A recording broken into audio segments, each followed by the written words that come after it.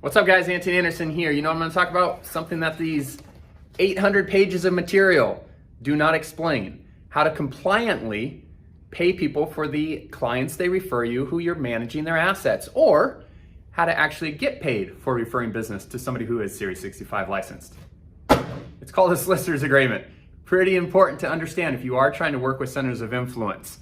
How to actually pay them for the introductions they're making to their clients. A solicitor's agreement, depending on the RIA you're working with or the state that you're in, allows you to pay them for the referrals or for the solicitation of that business on an ongoing basis in a compliant way.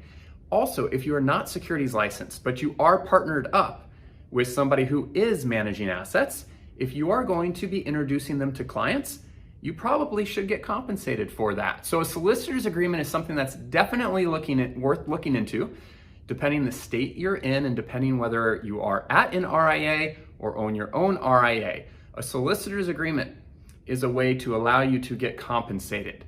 So this is super important because if you're working with an attorney, a CPA, an enrolled agent, a tax professional, an insurance agent, you can set up a solicitor's agreement to make sure that they are financially kind of incentivized or rewarded for the introductions. And also if you are an insurance agent or you're a business banker or you are a CPA and you are having a relationship or introducing your clients to somebody who is Series 65 licensed and they're collecting a fee on the assets that they're managing, you want to make sure that you are being fairly compensated for that.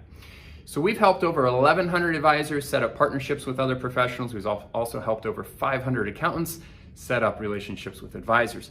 Typically what we are seeing in terms of a solicitor's agreement is somewhere between 15 to 35 basis points on the assets that are being managed, okay? So let's say, for an example, I am a financial advisor, which I am. I'm Series 65 licensed. My firm, I do own an RIA. My firm does have solicitor's agreements with CPAs. Let's say I'm charging a client 1%. Typically what's going to happen is out of that 1% management fee that I'm collecting monthly, somewhere between 15 to 35 basis points, depending on the relationship, is going to go back out the door to pay those CPAs for the introductions to their clients. All right? It sets up kind of a nice win-win relationship. Again, I'm shocked at how many people don't know the solicitor's agreement even exists, but you do have to make sure that your RIA does allow solicitor's agreements. If they don't, you really want to encourage your compliance officer to look into that and kind of push them on why not. If you own your own RIA, whether you have a compliance officer in-house like us, or you have some type of outside kind of compliance consultant, ask about the solicitor's agreement. It's not very difficult to set up, and it really is a nice way to create that win-win type of opportunity for the introductions you're getting from your professional partners. And again, if you are a CPA, an insurance agent, enrolled agent, etc., and you are referring business or you are making introductions to financial advisors that are Series 65 licensed and they are managing assets, go ahead and ask them, hey, why have I not heard about this thing called a solicitor's agreement? You know, for the introductions I'm making, I think it would be nice to be compensated for that work. Now, if they are not agreeable or if your RIA does not allow it, you might want to consider going with an RIA that does.